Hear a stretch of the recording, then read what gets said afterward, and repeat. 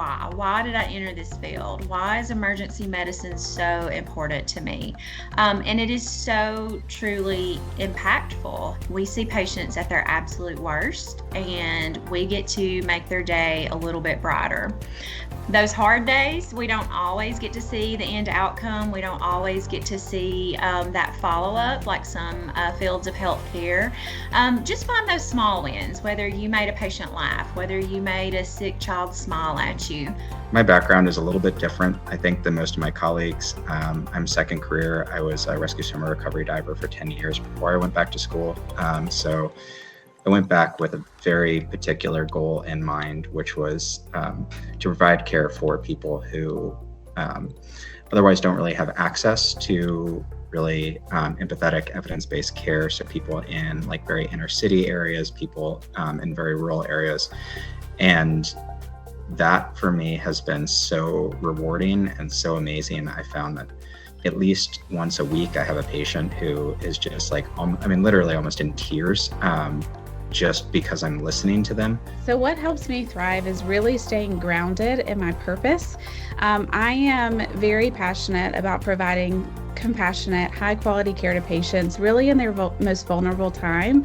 And I think if I always kind of come back to that, that's what keeps me going every day.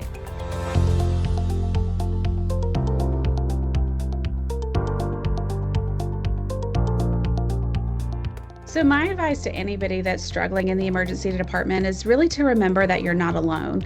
What we do is hard, right? It's hard emotionally, it's hard mentally, sometimes it's hard physically, and you should never be trying to do all of it on your own. So lean into your team, whether it be for the care of a patient or for the care of you.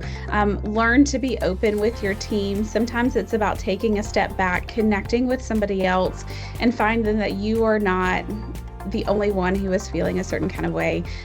Never hesitate to seek support.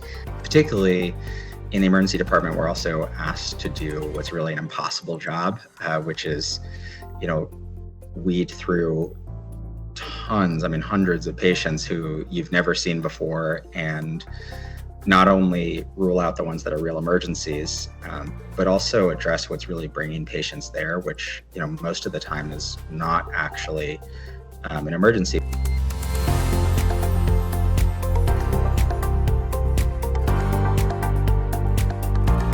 I just want to say thank you to AAENP for this conference. I want to say thank you to each of you for being here. This is going to be a great week of connection, a great week of fulfillment, recharging your battery, and a great week of education. So I challenge you all, be open to the process, make some new friends, network across the country, and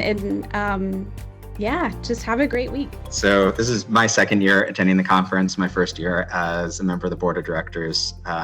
Last year was the first time I ever went, and it was amazing. It was so cool to meet so many of my peers who are all doing so many cool things. So to everyone who is attending the conference this week, I'm so proud of you. Sometimes it's hard to leave our life, leave our work, leave our family to come to a conference, but this is our time to network, to connect, to learn, to ask those questions.